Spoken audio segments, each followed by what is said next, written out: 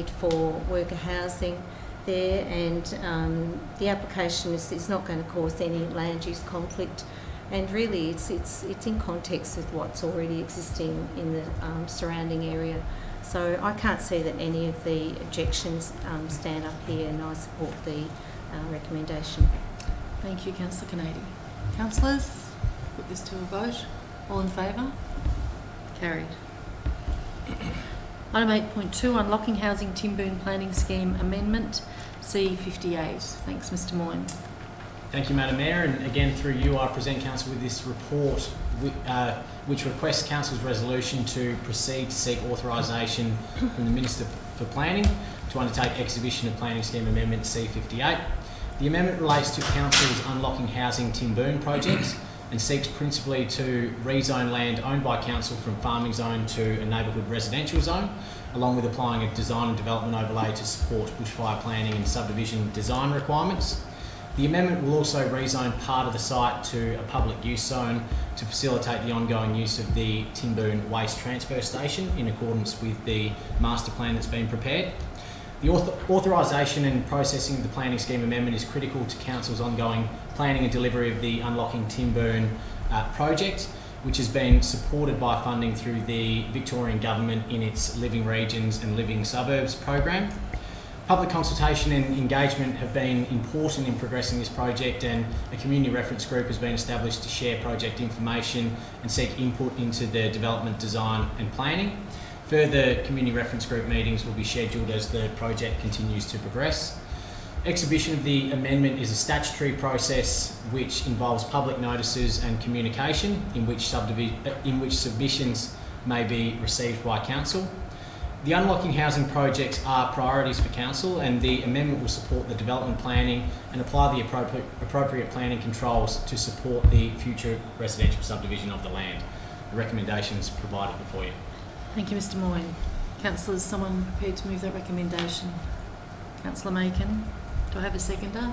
Councillor Vogels. Councillor Makin. Thank you, and through you, Madam Mayor. This recommendation is largely procedural, but it is also an important necessary step for the development of residential housing lots in Timboon.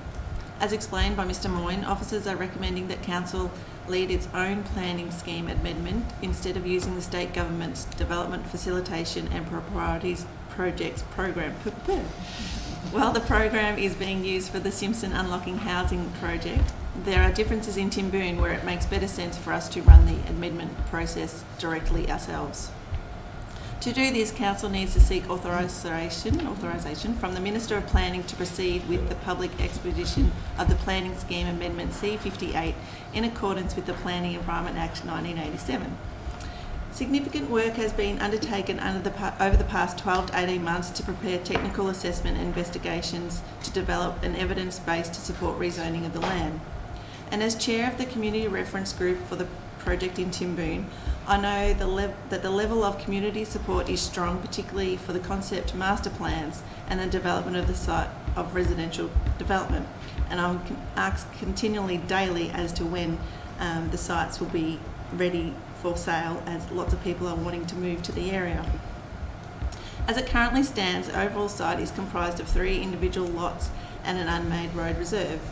To align with the proposed rezoning extent and to ensure the property does not fall within 2 zones, a planning permit application to subdivide the land and realign the boundaries will be submitted independently and processed by Council's Planning Department. We also aim to have the land rezoned before July 1, 2023, when the Victorian Government legislated windfall gains tax comes into effect. The efficient authorisation and processing of the amendment is critical to the ongoing planning and delivery of the Unlocking Housing Timboon project being led by the Council and funded by the Victorian Government. This is why I support the officer recommendation. Thank you. Thank you, Councillor Makin. Councillor Vogels. Thank you, Madam Mayor. I agree with all Kate said, and as on the Simpson side of it for unlocking housing, going through the same roughly sort of experience where the draft, all the concept master plans are out and they're fantastic, but we don't need to see the progress stall at this point in time. Therefore, I think the planning scheme amendment to rezone the Timboon site needs to be done in a timely and well considered manner. and we need to get it done before it's subject to the windfall gains tax, which will hit pretty hard. So I think we need to do this and get it done in a hurry. Thank you, Councillor Vocals. Anything further, councillors? All in favour? Carried. Item 8.3 is the Skipton Structure Plan. Mr Moyne. Thank you. Thank you, Madam Mayor, and again through you I present Council with this report, this time on the Skipton Structure Plan. The report provides a project overview of the forthcoming structure plan projects, with project planning being finalised and the project to commence in March 2023, with the aim to deliver a final structure plan for council adoption by February 2024. To support preparation of the structure plan, council has obtained $100,000 project funding through the Victorian Planning Authority's Streamlining for Growth program to supplement council's current budget allocation. Strategic planning was last undertaken in Skipton in 2001, and it is now timely to review and plan for the future. The structure plan will provide council, community and other stakeholders with vision and strategic direction that supports future growth, development and land management. An action and implementation plan will come from the structure plan to facilitate future growth and a thriving town into the future. A key factor in planning for future growth and development of Skipton is the flood impacts arising from Mount Emu Creek, which runs through the town. Consideration of flood risk, adaptation and resilience form important components of the project. The project plan is being finalised and council has engaged Niche Planning Studio to lead delivery of the project in conjunction with council's strategic planning department. Preparation of the structure plan presents an important opportunity for council and all community stakeholders to work in partnership to review the short and long-term needs of the community.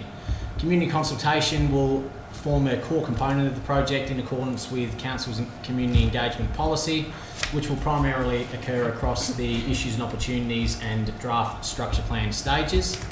A project working group will also be established to participate in the planning and development of the structure plan, providing feedback, local insights and local experience. This is particularly important in the ongoing recovery and strategic planning for the town.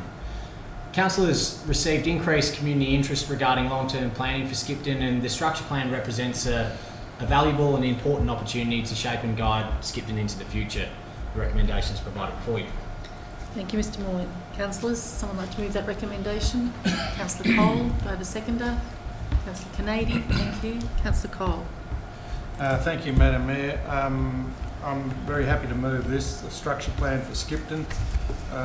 It's had a bit of a doing in the last year with the floods, etc.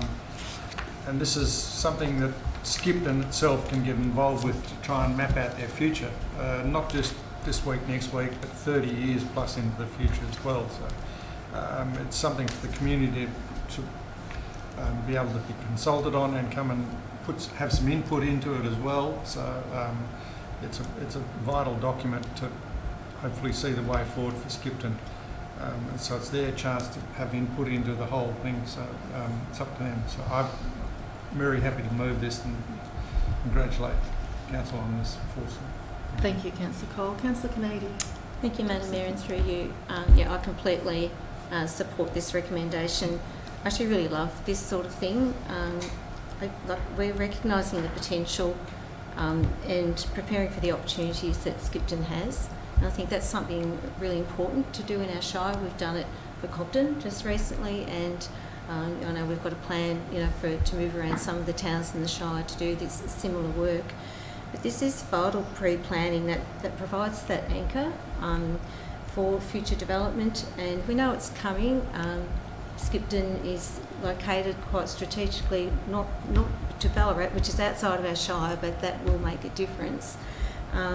But there are opportunities there, and to have this vision and strategic planning put down on paper to where we've thought it through, thought really carefully about what we need to do, to have the right plans and structure in place, to go ahead when the opportunities arise. We've got housing subdivision, we've got services and infrastructure for business and industry growth to make sure that we're ready for and prepared for and know what we're going to do to be able to deliver on those things. So, yeah, my full support. Thank you, Madam Mayor. Thank you, Councillor Canady. Councillors, is there anything further? Oh, Councillor Beard. Through you, Madam Mayor, and certainly reiterate what both Councillor Cole and Councillor Canady have both said, and just reiterating, having just been through the process, as Councillor Canady said, with the Cobden Structure Plan process, it's so exciting, but I think we actually have to acknowledge still too that not all communities get to go through a process like this in partnership with the council. I've said previously that often councils can come in and just say, okay, this is what's going to happen. They lay it out, it gets implemented whether the community are on board or not.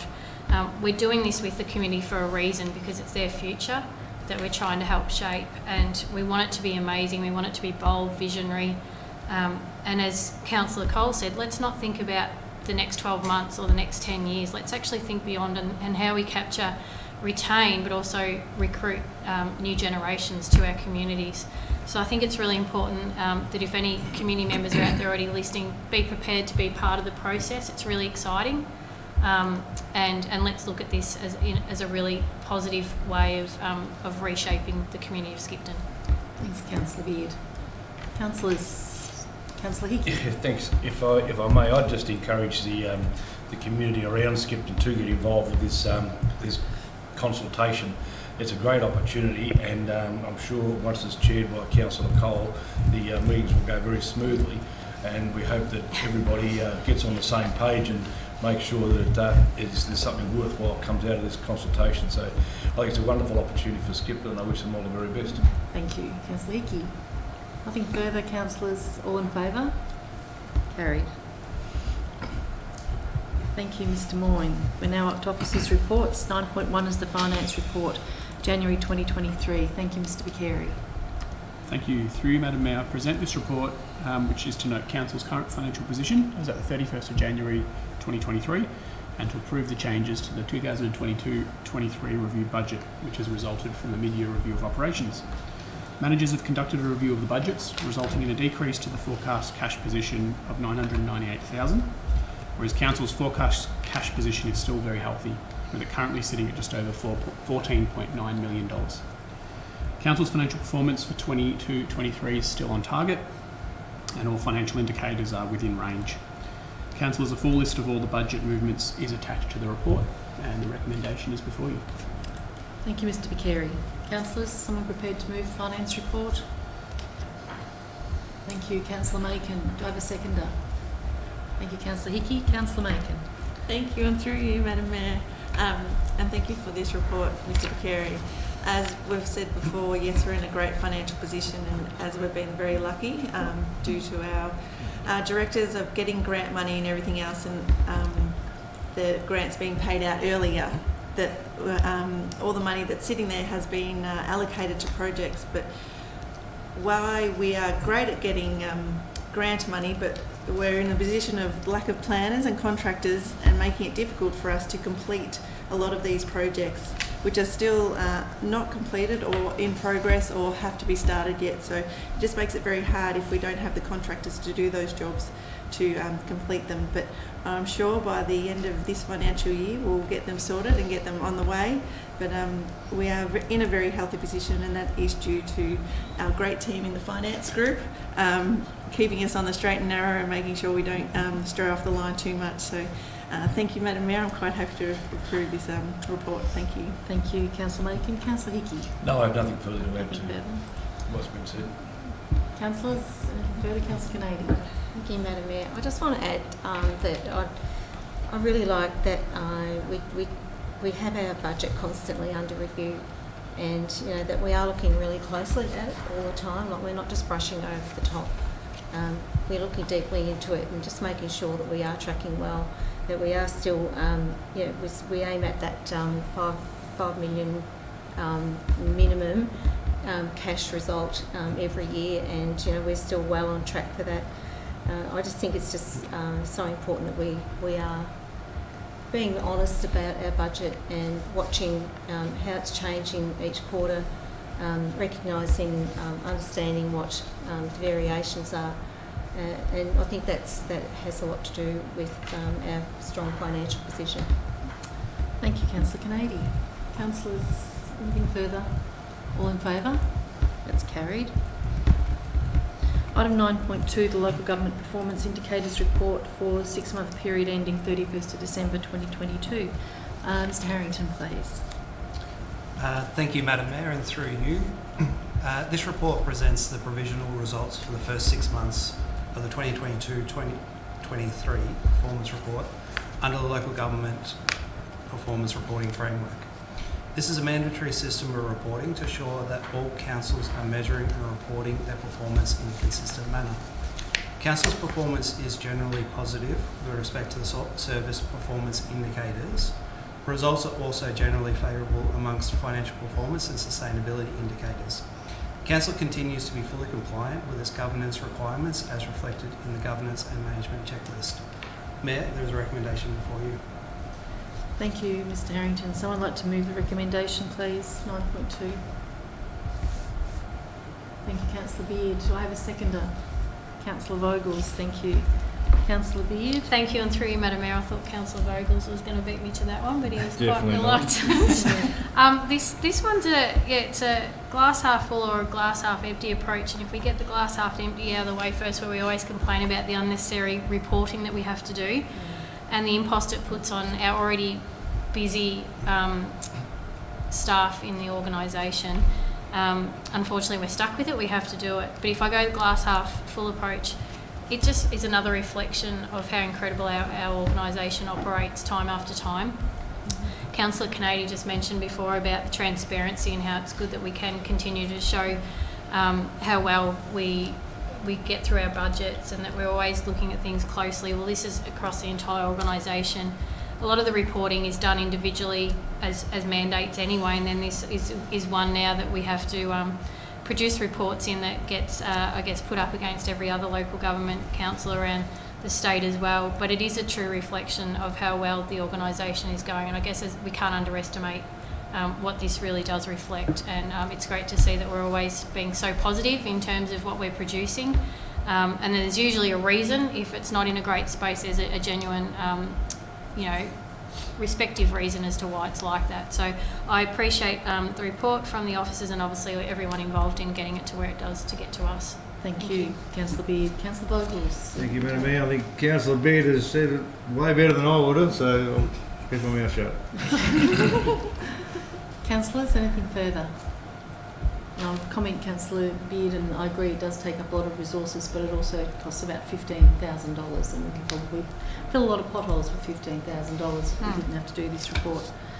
Councillors, I'll put it to a vote. All in favour? Carried. Item 9.3 is the Council Annual Action Plan performance for July to December 2022. Thank you, Mr Harrington. Thank you, Madam Mayor, and through you. This report provides information on Council's progress against the 2022-2023 Annual Action Plan. The Annual Action Plan is derived from the Council Plan, which is a strategic document that sets out the priorities and direction of the elected Council. The Annual Action Plan is a collection of specific actions and initiatives identified for the current year to advance the objectives of the Council Plan. There are 39 actions identified in the Annual Action Plan, with some positive early work being undertaken. As at the 31st of December, there was only one action that had not yet commenced, with 6 actions already being complete. Mayor, the recommendation is before you. Thank you, Mr Harrington. Councillors, there's a recommendation to receive the Annual Action Plan Progress Report. Someone like to move that, please? Councillor Canady? Oh, Sorry, I'm actually brushing my hair back. But I'll move it. You'll move, and Councillor Hickey, thank you. Councillor Canady. Thank you, Madam Mayor. Yes. Do you know what you're moving? I do. I do know what I'm moving. Sorry, I put you on the hop. I'm moving that we receive the report. Is that right? The Annual Action Plan, Yes, so it's yes. on page Yes, 54. yes. And yes, I do move that we receive the Annual Action Plan Progress Report, and I think that we've actually done quite well, really. I think that every action that we had on our schedule is either completed or, well, apart from one, or in progress. And I think that we've done really well because, we've been diverted by a flood event for one. which just took up an enormous amount of resources and time. We needed to support the Skipton community when that happened, and even to the extent that we had to defer our road program, our road repair program.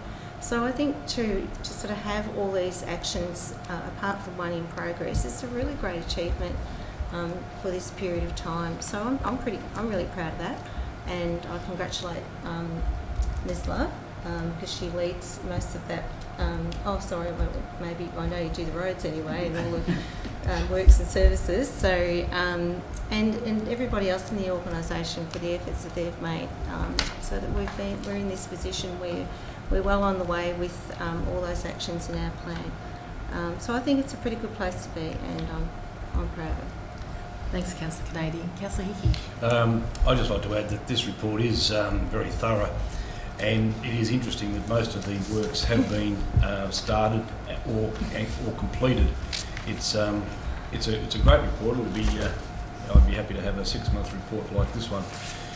Just shows just how much is actually contributed by local government to the work, to our community, and just how much this aligns with our council plan. So you're very happy to support the recommendation. Thank you, Councillor Hickey. Councillors, anything further? And it just should be noted that the one action that's still outstanding relates to helping our community plan respond to climate change, and that's not because we're ignoring it, but we're pending the development of the Council's new environment and sustainability strategy, which will help with that action. So it is certainly a good position to be in at this time of the year. Councillors, if there's nothing further, I'll put that to a vote. All in favour? Carried. 9.4 is the joint venture ICT procurement policy. Thanks, Mr Harrington. Thank you, Madam Mayor, and through you. This report recommends the Council approve the joint venture ICT procurement policy in accordance with the executed South West Council's ICT Alliance joint venture agreement. The joint venture agreement is an alliance of 3 councils, Corangamite Shire, Moyne Shire and Warrnambool City Council. The alliance received $4.5 million in funding from the state government to implement a common enterprise resource planning platform under a shared service model. The procurement policy is a requirement of the joint venture agreement, and it commits the lead council, which is currently the Warrnambool City Council, to act in accordance with the joint venture agreement, the joint venture terms of reference and the direction of the joint venture governance committee. The policy also complies with the requirements under section 108 of the Local Government Act 2020. Mayor, the recommendation is before you. Thank you, Mr Harrington. Councillors, someone move this recommendation? Councillor Cole, thank you. Do I have a seconder? Councillor Beard. Councillor Cole. Thank you, Madam Mayor. I'm more than happy to move this. I think these joint ventures are a way to go with quite a few things where we don't need to stand alone and be completely isolated, and if we can do it with other like-minded councils and communities for the greater good and betterment, it's a much better outcome for everyone. So I'm happy to move that. Thank you. Thanks, Councillor Cole. Councillor Beard. Not too much further to add through you, Madam Mayor, but just to add that this is just another important step in the process of actually getting this joint venture underway, and we've spoke about it recently, how important it's going to be to the 3 councils involved, and as I said, just another exciting step really to get it that little bit closer. So to me it's very procedural, but something that we will need to do. Thank you. Councillors, I'll put this to a vote. All in favour? Carried. Item 9.5, the curbside collection contract. Mr Bond, please. Thank you, and through you, Madam Mayor. The report tonight provides Council with a recommendation to award contract 2023-014 for curbside collection services and street litter bin collections. The existing contract is due to conclude on the 1st of July 2023. This contract provides curbside collection services to over 5,500 properties in townships within the Shire who receive a waste management charge on top of their rates notice. The development of the contract and advertising process was undertaken in partnership with Southern Grampians Shire Council, who are also in the process of developing a new contract. Each council is, however, assessing and awarding their contract on their own.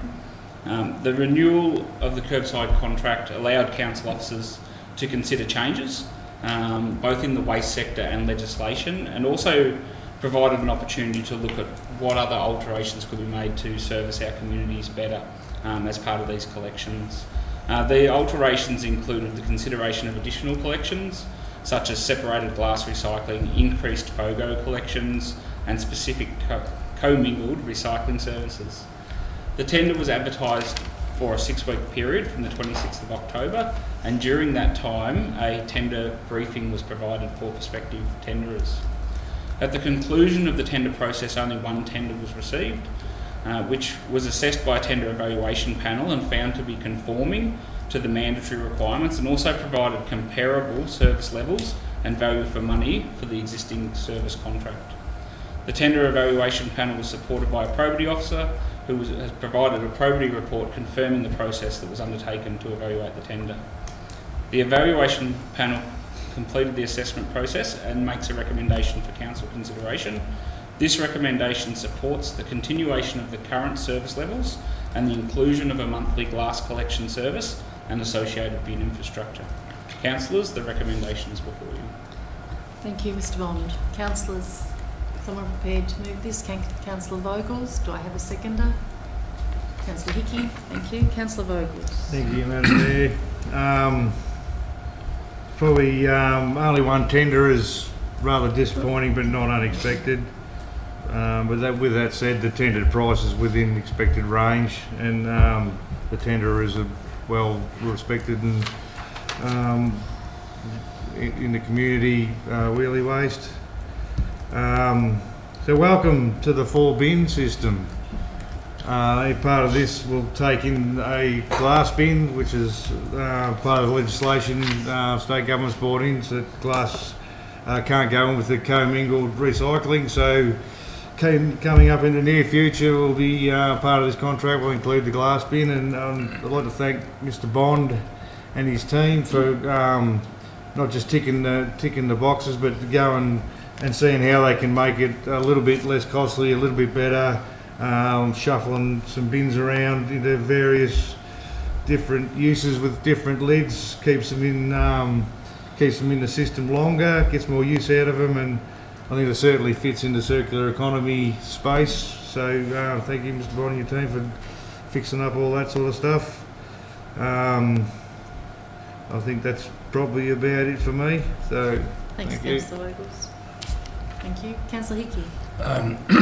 Mayor, if I just might add that the inclusion of the new glass bins is going to be a learning process for our community, for those who are on the curbside collection.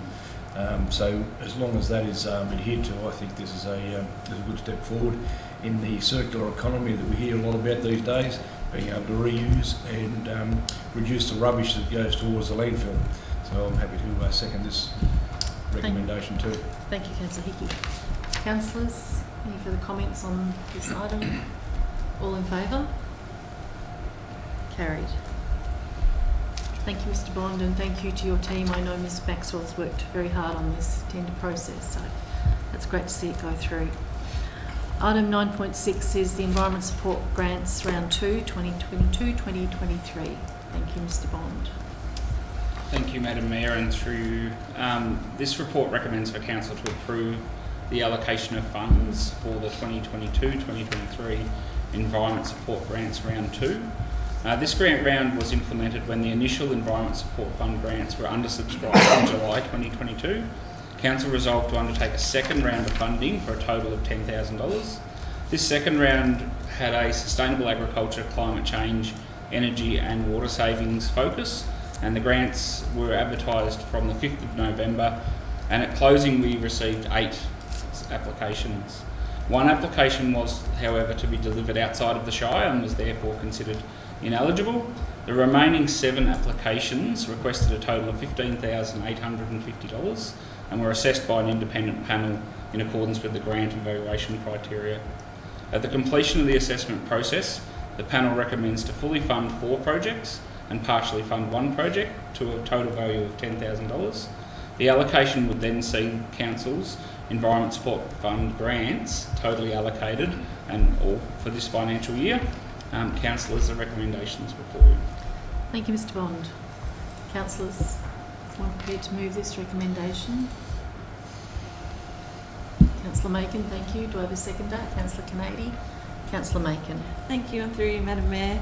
I'm very happy to support this recommendation. There was quite a diverse range of applications put in, such as demonstrating the benefits of regenerative farming, the installing of floating wetlands onto Cobden Lake, which I'm really looking forward to, a workshop to raise awareness of native grasslands, replacing old air conditioning unit with a more energy efficient one, and installing a solar system on the golf club. That just shows that there is needs for these grants still out there. People are still looking for ways to do things better. And I'm more than happy to support this recommendation. So thank you, Madam Mayor. Thank you, Councillor Macon. Councillor Canady. Thank you, Madam Mayor.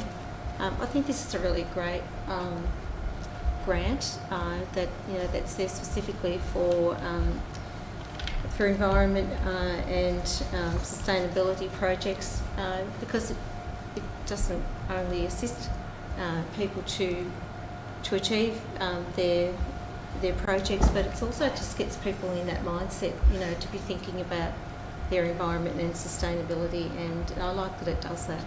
And I think, we're getting a good amount of applications, and, I noticed this time that a couple of the projects are a little bit different to what we've seen previously. So, obviously there are ratepayers or groups, community groups out there that are sort of really getting their minds around the idea of creating sustainable and environmentally friendly projects, and I'm glad that we're assisting them to do that. Thanks, Councillor Canady.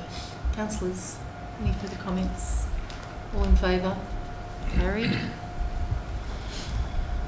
9.7 of the quick response grants allocation for February. Ms Lindley, please. Thank you, Madam Mayor. The Quick Response Grants program has a fixed budget that Council provides annually for the distribution of funds to Shire community groups.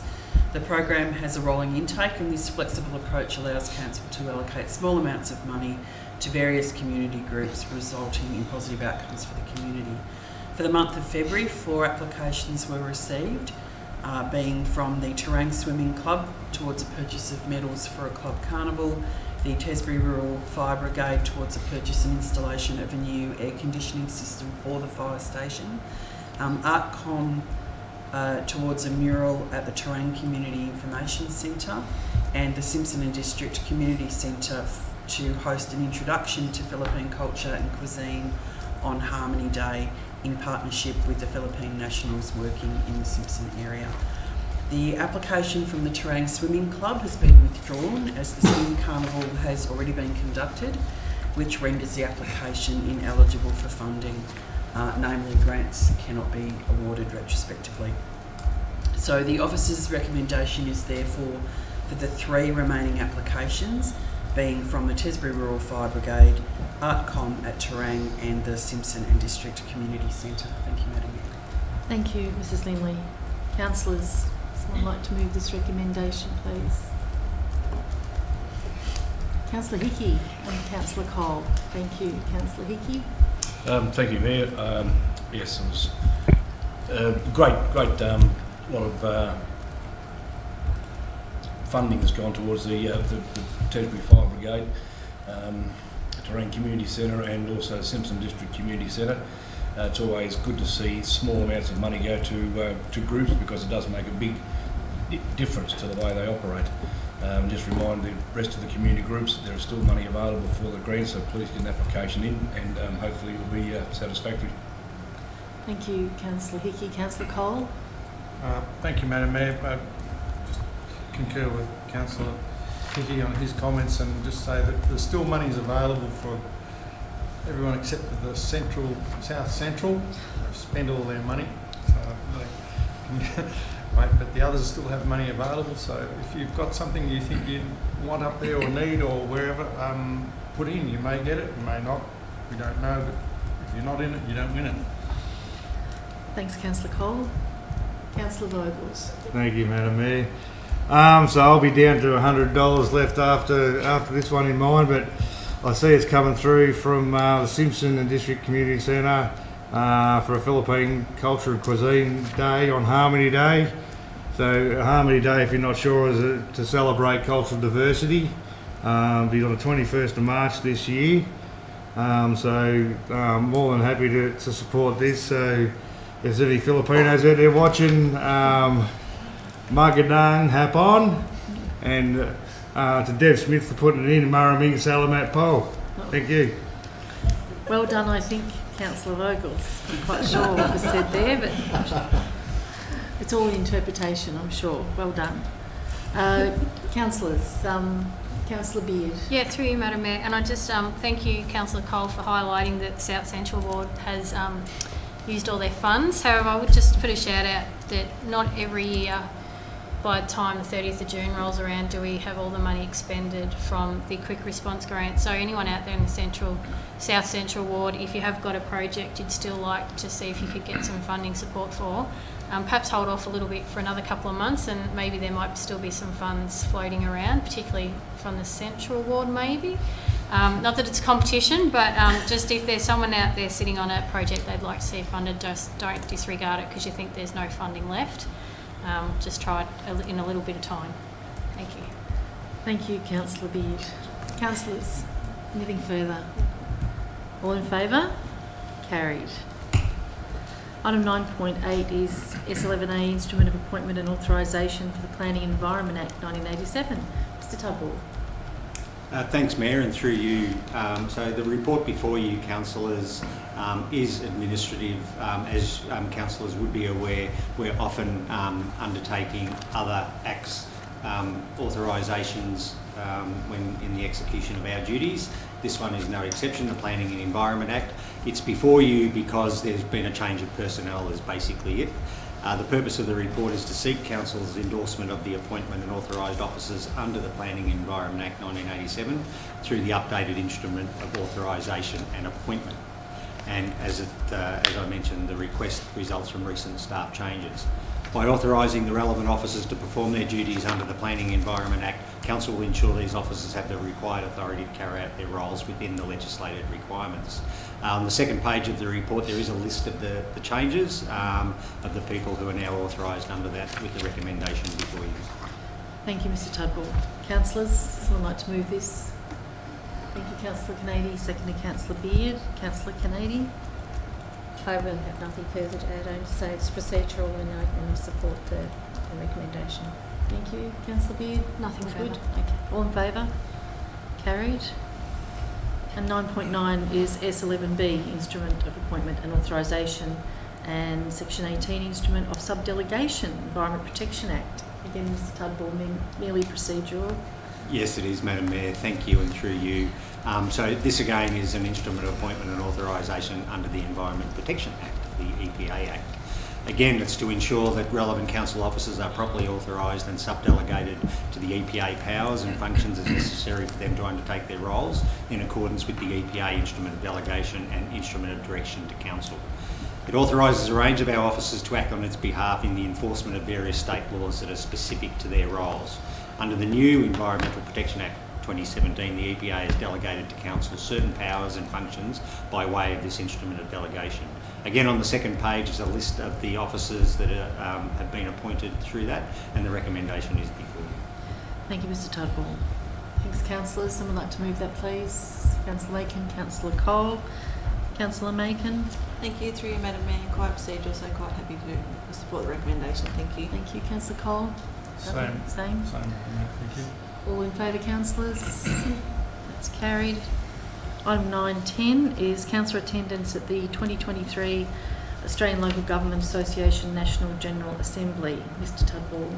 Thanks again, Mayor, and through you. The purpose of this report is for Council to consider councillor representatives for attendance at the Australian Local Government Association's National General Assembly, known as ALGA-NAGA. Each year, the Australian Local Government Association organises the National General Assembly in Canberra. This year, it will be held from Tuesday the 13th to Friday the 16th of June in Canberra. The event begins with a specialised regional cooperation and development forum on the Tuesday, followed by 2 days of National General Assembly, and concludes with the Australian Council of Local Government on Friday. This is an important forum that over 500 councils are represented at this each year, and Corangamite has been a regular contributor to this. The recommendation before you was to nominate one or more councillors to attend the National General Assembly and approve the expenditure as related to attendance consistent with councillor professional development policy and council expenses policy. The recommendation is before you. Thank you, Mr Tudball. Councillors, this is a really an excellent conference that's held annually in Canberra. Last year, due to the federal election, there was no sitting day, so we were limited to how many meetings could be held up on the hill, but this year I think we'll be back into full swing, so it's a great opportunity to advocate on behalf of our communities to the federal government. Someone like to move the recommendation to nominate one or more councillors. I believe at this point it's myself and 3 others have indicated that they're interested in going. We only need numbers as just to book accommodation. Councillor Kennedy, Councillor Beard, are you moving? What are you moving? Well, you go. You What are you moving? We're in a bit of trouble tonight, aren't we? Yeah. Yes, it's true. This is a great experience, the National General Assembly. I went to it last year, and it's an amazing networking event. We've got the opportunity to learn so much, really, to talk to other councillors and CEOs and just get a bit of a handle on what's going on in local government elsewhere. And, quite often you can learn something that could be of real value in your own community. So I think it's a very valuable learning opportunity for councillors, and I certainly support the recommendation for 4 of our councillors to be present. Thank you, Councillor Kennedy. Councillor Beard. Nothing further, I second that. Thank you.